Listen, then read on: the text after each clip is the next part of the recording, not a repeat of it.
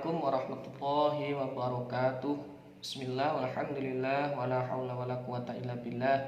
Rabbi shrah li sadri wa yassir li amri wahlul 'uqdatam min lisani yafqahu qawli. Rabbana la ilma lana illa ma 'allamtana innaka antal alimul hakim. Alhamdulillah, teman-teman mahasiswa yang Tulungagung Fakultas Tarbiyah dan Ilmu Keguruan. Pada kesempatan kali ini kita akan melanjutkan materi kita, mata kuliah studi Al-Quran dan Hadis, yang mana pada kesempatan kali ini kita akan membahas bab mengenai qiraat Al-Quran. Nah, jadi nanti kita di sini akan membahas mengenai pengertian qiraat dan bagaimana nanti munculnya perbedaan-perbedaan dengan adanya qiraat tersebut. Ya, langsung saja teman-teman kita masuk kepada materi kita pada kesempatan kali ini. Baik, yang pertama yakni terkait dengan pengertian qiraat. Ya, jadi qiraat ialah bentuk jamak dari kata qiraah. Ya, jadi qiraah itu mufrad, kalau jamaknya qiraat. Ya, yang secara bahasa berarti bacaan. Ya, adapun pengertian qiraah secara istilah menurut Az-Zarqani ini mendefinisikan sebagai berikut. Yakni suatu madhab yang dianut oleh seorang imam qiraat yang berbeda dengan lainnya dalam pengucapan Al-Quran, serta sepakat riwayat dan jalur-jalur daripadanya, baik perbedaan ini dalam pengucapan huruf-huruf maupun dalam pengucapan keadaan-keadaannya. Ya, jadi di dalam qiraah itu juga ada madhab. Ya, jadi nanti dikenal ada istilah namanya qiraah sab'ah. Ya, qiraah sab'ah. Kemudian ada juga nanti ditambah 3 lagi, ya 3 jalur namanya qiraah asroh. Kemudian nanti ada 4 lagi, itu namanya nanti bisa disebut dengan qiraah arba'at asyar atau qiraah 14. Ya, jadi masing-masing qiraah ini juga menganut madhab-madhab imam tertentu. Ya, jadi sama halnya dengan ilmu fikih. Ya, fikih itu kan kita menganut madhab 4 itu, Imam Maliki, Imam Hanafi, Imam Hambali, dan Imam Syafi'i. Nah, di Al-Quran pun juga menganut imam qiraat. Ya, jadi yang jelas dari jalur imam ini harus ada kesepakatan riwayat dan jalur-jalur daripadanya, yang mana sanadnya ini harus bersambung atau mutawatir, ya, sampai kepada Rasulullah Shallallahu Alaihi Wasallam. Ya.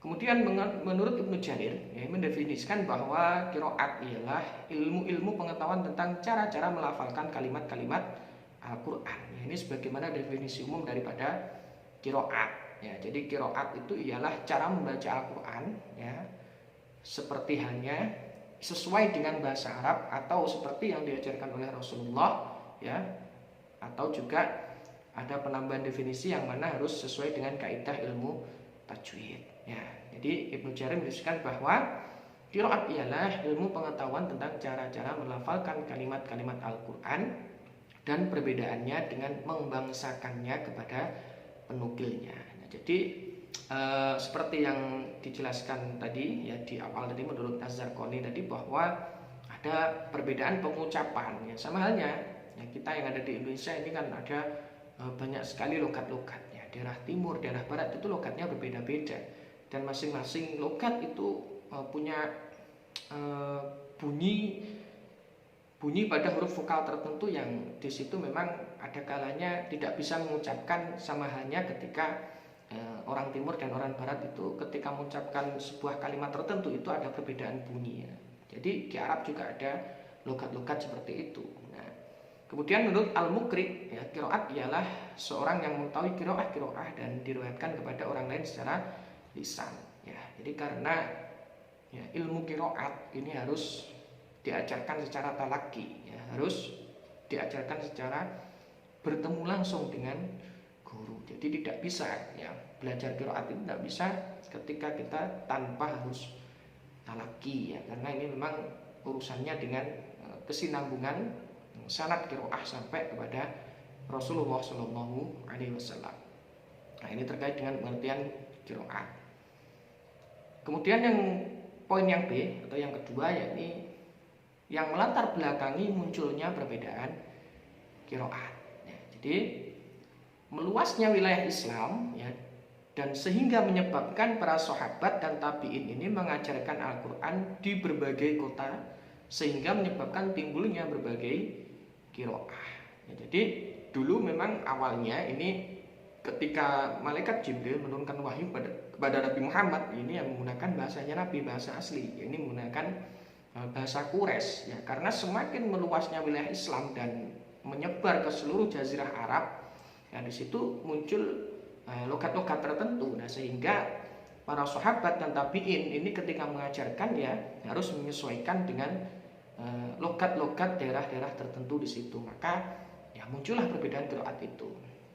Nah, kemudian para ulama ini menulis qiraah ini dan sebagainya menjadi ya masyhur, ya ada yang masyhur sehingga lahirlah istilah qiraah 7, ya ada yang menyebut qiraah 10, ya dan juga ada yang menyebut qiraah 14. Jadi sampai ada nanti macam-macam qiraat itu, sampai ini yang kita kenal ya, ini ada 7 macam qiraah ya. 7 macam qiraat nanti akan kita bahas di poin selanjutnya. Nah, secara sistematik para qori yang 14 di sejumlah lokasi beserta rawi pertama dan rawi kedua yang diterima Ibnu Mujahid seperti yang dimukakan oleh Montgomery Watt sebagai berikut. Ya, jadi ini yang disepakati ya, para qori yang 14 ya, ini diantaranya ini. Nah, yang pertama itu yang berasal dari kota Madinah ya, ini nama qori'nya Imam Nafi' ya.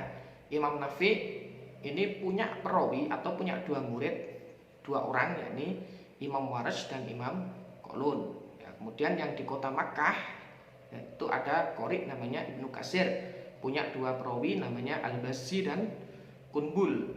Kemudian yang dari Damaskus ini ada qori bernama Ibnu Amr, punya 2 perawi namanya Hisham dan Ad-Dakwan.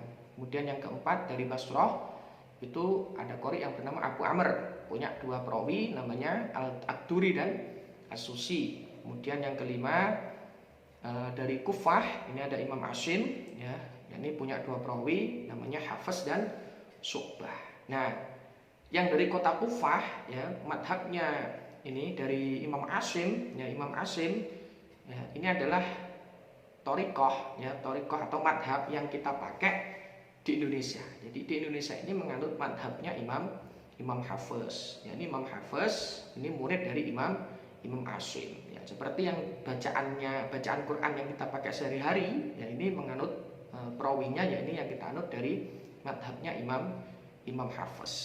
Ya, jadi dari gurunya yang namanya Imam Asim, thoriqahnya thoriqah Syatibiyah. Ya, jadi madhabnya Imam Hafiz ya, thoriqahnya thoriqah Syatibiyah namanya. Ini yang umum kita pakai di Indonesia.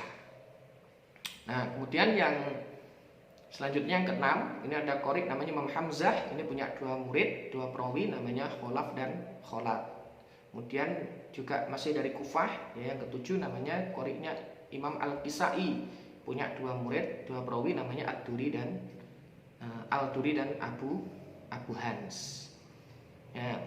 Jadi 7 ya, 7 qori ya. Imam Nafi', Ibnu Katsir, Ibnu Amr, Abu Amr, Asim, Hamzah, Al-Kisai ini disebut dengan qiraah sab'ah. Ya, jadi qiraah sab'ah itu dinukil dari 7 ya, para imam ini, dan masing-masing imam ini punya 2 perawi. Nah, jadi kalau kita yang di Indonesia ya ini menganut ini namanya Imam Hafiz. Ya, jadi kadang-kadang ini kita yang diketahui kan hanya madhab fikih kita ya. Kalau madhab fikih kita ini kan menganut Imam Syafi'i ya, Imam Syafi'i kita sudah tahu. Nah, sedangkan madhab qiraah kita itu siapa, ini kita juga harus tahu ya. Jadi madhab qiraah kita itu ya Imam Hafiz ini ya, khususnya yang ada di Indonesia. Nah, jadi sekarang di Indonesia ini sudah mulai banyak diajarkan qiraah sab'ah. Qiraah sab'ah ini sudah mulai banyak diajarkan ya. Jadi setiap imam ini nanti punya perbedaan bacaan masing-masing, dan itu ada yang berpengaruh terhadap maknanya dan juga ada yang tidak berpengaruh ya, karena memang logatnya masing-masing imam itu daerah-daerah masing-masing. Misalkan logatnya dari Kufah dan Basrah ini sudah beda ya, apalagi di Damaskus ini juga logatnya sudah beda ya. Misalkan kita di Indonesia ya, misalkan di Jawa Timur ya itu beda dengan orang Jawa Barat ya, misalkan atau di Medan lah, ya, orang Medan itu kalau bilang itu kan nggak bisa, bilang itu nggak bisa, pasti misalkan menyebut, kalau kita menyebut sepeda, ya, kemudian orang Medan itu menyebut sepeda, ya, kalau kita menyebut kemarin, kalau orang orang Medan itu kemarin, ya, seperti itu. Jadi ya munculnya perbedaan itu ya kurang lebihnya seperti itu, karena logat dari masing-masing daerah itu beda, dan itu tidak sampai tidak sampai merubah makna. Dan maka kita pernah mendengar ya bacaan seperti bacaannya ini bacaan Ibnu Katsir, ya, bacaannya Abu Amr, ya, ini Ad-Duri dan As-Susi. Ini bacaannya Abu Amr ini punya istilahnya ya bacaan Imalah Kubro, ya, bacaan Imalah Kubro, ya, seperti membaca Wadduha, ya, kalau menghafaz kan bacanya Wadduha wal laili idza saja, ya, ini kalau Abu Amr, ya, Ad-Duri dan Susi ini punya istilahnya Imalah Kubro itu dibaca semuanya. Misalkan baca surat Ad-Duha itu ya Wadduhi wal laili idza saji, ya, ini munculnya qiraah, ya, ini karena memang dari daerah-daerah yang berbeda. Nanti akan kita ulas di bawah, jadi setelah poin ini, ya. Kemudian ditambah lagi 3 ini ya dari ini kotanya ini. Kemudian ada Abu Ja'far Ya'qub Al-Hadrami, kemudian ada Khalaf, ya, ini riwayatnya dari rawinya dari Hamzah, ya, Imam Hamzah ini. Nah, ini kemudian punya istilahnya menjadi qori tersendiri di sini, ya. Ketika ditambah 3 ini ya, Abu Ja'far Ya'qub Al-Hadrami Khalaf, ini namanya menjadi qiraah asroh atau qiraah 10. Nah, kemudian ditambah lagi ya Ibnu Muhassin, ya Ibnu Muhassin, kemudian Al-Yazidi, Hasan Al-Basri, kemudian Al-Maksi, ditambah 4, ini nanti namanya menjadi qiraah arba'at asyar atau qiraah 14. Nah, lanjut. Nah, kemudian ini ada beberapa syarat-syarat qiraah, ya. Jadi syarat-syarat qiraah yang pertama ini yang jelas harus sesuai dengan kaidah bahasa Arab, ya, meskipun melalui satu cara. Kemudian yang kedua sesuai dengan salah satu mushaf Utsmani, ya, sekalipun secara potensial. Jadi harus sesuai dengan mushaf Utsmani. Ya, mushaf Utsmani Madinah itu ya standar Al-Qur'an yang masih asli, yang sesuai dengan mushaf Utsmani itu yang 15 baris itu. Nah, yang 15 baris kemudian habis ayatnya di pojok itu. Nah, kemudian di situ masih ada hamzah wasol, ya. Itu kaidahnya masih mushaf Utsmani. Nah, ini standarnya yang dipakai ya yaitu kalau menurut saya yang bagus ya Al-Qur'an yang masih memenuhi standar terkait dengan qiraah, ya, terutama mushaf Utsmani, ya, itu dari Madinah itu. Kemudian yang ketiga sanadnya sahih dari riwayat imam yang 7 dan 10, ya, maupun dari imam-imam qiraah lainnya. Jadi sanadnya harus sampai yang 7 tadi, 7 atau 10, ya. Nanti ada penyebutan di bawah. Nah, ini pengelompokan sanad qiraah menurut Imam As-Suyuti.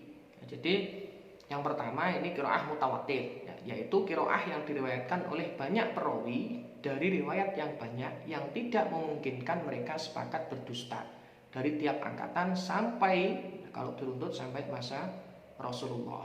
Nah, jadi tadi itu qiraah dari 14 tadi itu, yaitu yang 7 tadi, yang 7 ya mulai dari Imam Nafi' ke bawah tadi itu termasuk qiraah mutawatir, ya, yang 7 tadi disebut dengan qiraah mutawatir. Nah, kemudian yang kedua masyhur, ya. Jadi yang 3 ya mulai dari 8 ke bawah sampai 10, ya, itu tadi namanya qiraah masyhur, ya, yaitu qiraah yang sahih sanadnya. Nah, kemudian yang ketiga ya, ahad, yaitu qiraah yang sanadnya sahih, ya, tetapi menyalahi rasm Utsmani dan kaidah bahasa Arab. Jadi kalau bedanya masyhur, kalau ahad ya ini ya masih boleh lah dipakai untuk bacaan sehari boleh, tapi sudah kaidah tulisannya itu sudah menyalahi rasm Utsmani, ya. Kalau rasm Utsmani itu kan yang masih asli, misalkan pada lafaz Maliki, ya, Maliki itu menggunakan mem kecil, ya, alifnya alif kecil pada memnya itu. Kalau sudah mushaf yang lain itu memnya pakai alif besar ya. Maliki itu pakai alif kecil kalau Rasul Usmani. Kadang-kadang ada membuang alif layinah ya, dan sebagainya, itu namanya qiraah ahad itu. Nah, kemudian yang 4 yaitu qiraah syad ya. Qiraah syad yaitu qiraah yang sanadnya tidak sahih ya. Qiraah yang sanadnya tidak sahih ya. Jadi istilahnya qiraah syad itu rusak ya, qiraah yang rusak. Seperti qiraah ini, qiraahnya Ibnu Al-Sumayfi ini. Misalnya ini fal yauma nunhika bibadri ya. Jadi dengan hak, seharusnya kan dengan jim ya. Jadi fal yauma nunjika ya, tapi ini menggunakan hak ya. Ini jelas qiraah syad, ini qiraah yang rusak. Nah, kemudian yang selanjutnya ini misalkan litakuna liman khalif ya, liman khalaifaka ya, yaitu dengan fathahnya lam pada lafadz khalaifaka ya, seharusnya khalifat ya.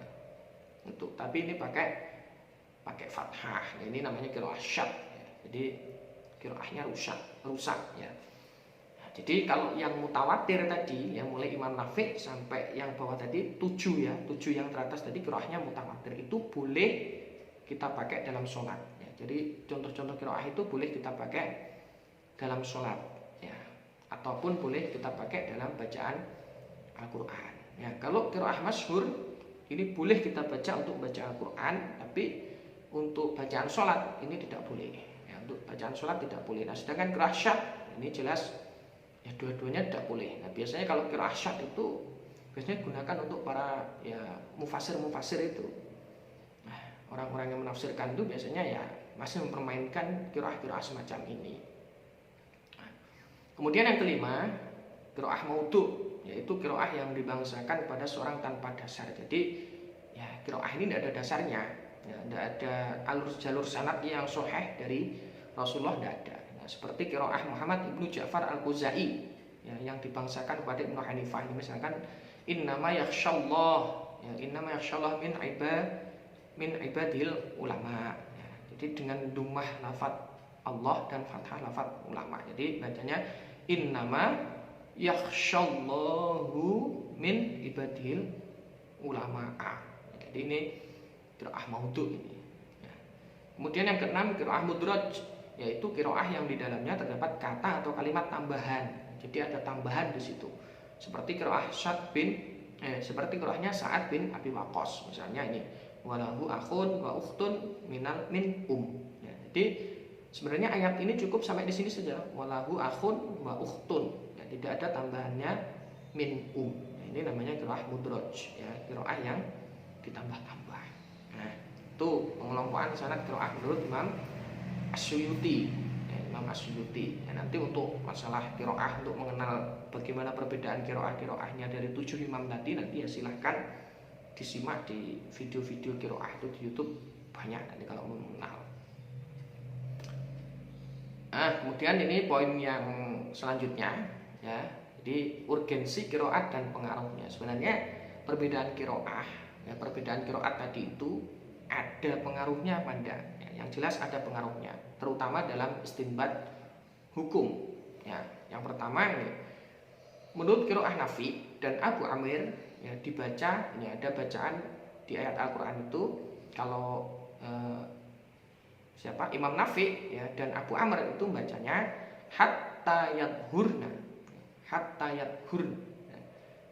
Dan menurut qiraah Al-Kisai ya, kalau Imam Al-Kisai dan Hamzah itu bacanya hatta yatahharna. Nah, jadi qiraah yang pertama itu dengan mensukun huruf ta dan dumah huruf ha itu menunjukkan bahwa maknanya di sini adalah larangan menggauli wanita itu ketika haid. Ya, jadi tidak boleh. Jadi maksudnya yadhurn ini memiliki istinbat dalam hukum. Ini maknanya adalah larangan menggauli wanita itu ketika haid. Ya. Adapun qiraah yang kedua dengan mentasydid ta, ya, mentasydid to, ya, dan ha menunjukkan adanya perbuatan manusia dalam usaha menjadikannya dirinya bersih. Ya, jadi kalau yatoharna ini adalah usaha untuk mensucikan diri. Ya, sedangkan yang pertama tadi yathur itu adalah larangan untuk menggauli wanita itu ketika haid. Ya, jadi jelas di sini ada urgensi qiraat ya terkait dengan pengaruhnya dalam istinbat hukum. Ya, jadi dalam makna penafsirannya ya, ini akan muncul perbedaan penafsiran ya, ketika dibaca yathurun dan yatoharna ya, yathurna dan yatoharna. Kemudian yang kedua, perbedaan antara qiraah ya, ini bacaan lamastumun nisa ya, lamnya panjang, lam alif, dan juga mempengaruhi lamastumun nisa ya, perbedaan dalam istinbat hukum juga. Nah, qiraah yang pertama ketika lamnya lam alif ini lamastumun nisa ini mendukung madhab Hanafi dan Maliki, berarti bersentuhan yang disertai dengan syahwat ya, jadi kalau yang pertama ini lamastumun nisa ini kalau bersentuhan ya, yang disertai dengan syahwat ini adalah membatalkan ya, jadi sentuhan antara kulit wanita dan perempuan ini kalau disertai dengan syahwat ini membatalkan. Adapun qiraah yang kedua mendukung madhab Syafi'i ya, berarti bersentuhan kulit saja akan membatalkan wudu ya, jadi kalau Imam Syafi'i ya, itu lamastumun nisa itu bersentuhan saja ya, tanpa didasari dengan adanya syahwat ini sudah membatalkan wudu. Nah, sedangkan yang pertama tadi adalah kalau bersentuhannya itu disertai dengan syahwat itu baru membatalkan wudu. Tapi kalau tidak disertai dengan syahwat tidak membatalkan wudu. Ini perbedaan bacaan ya, yang lamnya dibaca panjang dan pendek itu adanya istinbat hukum terkait dengan bersentuhan kulit tadi itu. Nah, kemudian yang ketiga, perbedaan qiraah Imam Nafi ya, Imam Nafi, Ibnu Amir dan Al-Kisai ini membacanya dengan fathah lam yaitu arjulakum ya, arjulakum. Adapun Ibnu Katsir, Abu Amir dan Hamzah ini membacanya dengan kasroh lam arjulikum. Jadi di dalam qiraat-qiraat tadi yang 7 tadi ada yang membaca arjulakum, juga ada yang membaca arjulikum ya. Tentu ini juga ada pengaruhnya terdapat istinbat hukum ya. Nih, dalam qiraat pertama jumhur berpendapat kalau yang dibaca arjulakum ini membasuh kedua kaki wajib hukumnya dan tidak menyamakan dengan menyapunya. Jadi membasuh kedua kaki ini hukumnya wajib kalau dibaca arjulakum. Adapun qiraah kedua, ya, Syiah Imamiyah berpendapat ya, ini wajib hukumnya menyapu kedua kaki dalam wudu. Ya, jadi kalau yang pertama tadi hanya dibasuh saja arjulakum, ya, kalau yang kedua arjulikum ini harus disapu, ya, disapu kedua kaki dalam wudu. Nah, oke, baik teman-teman ya, alhamdulillah itu tadi mengenai pembahasan kita terkait dengan qiraah Al-Quran. Nah, jadi memang Al-Quran itu ketika diturunkan oleh Allah melalui malaikat Jibril ya, kemudian diturunkan kepada Nabi Muhammad ya, itu pakai ya, memang qiraahnya itu awalnya itu pakai bahasanya Nabi Muhammad, itu bahasa Quraisy ya. Kemudian tadi itu di latar belakang jelaskan ya, seiringnya perkembangan Jazirah Arab itu masyarakat itu sudah terus berluas, maka ya kemudian muncul beberapa qiraah tadi ya. Baik teman-teman, mungkin itu untuk pembahasan kita hari ini ya, semoga apa yang saya sampaikan tadi bisa memberikan pemahaman dan bermanfaat bagi kita. Baik, kurang lebih maaf. Assalamualaikum warahmatullahi wabarakatuh.